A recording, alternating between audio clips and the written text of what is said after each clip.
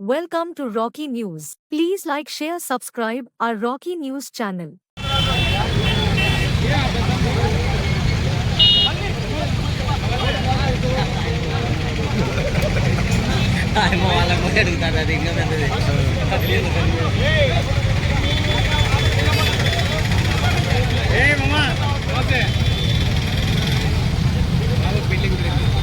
Open Shantapur అంట కదా.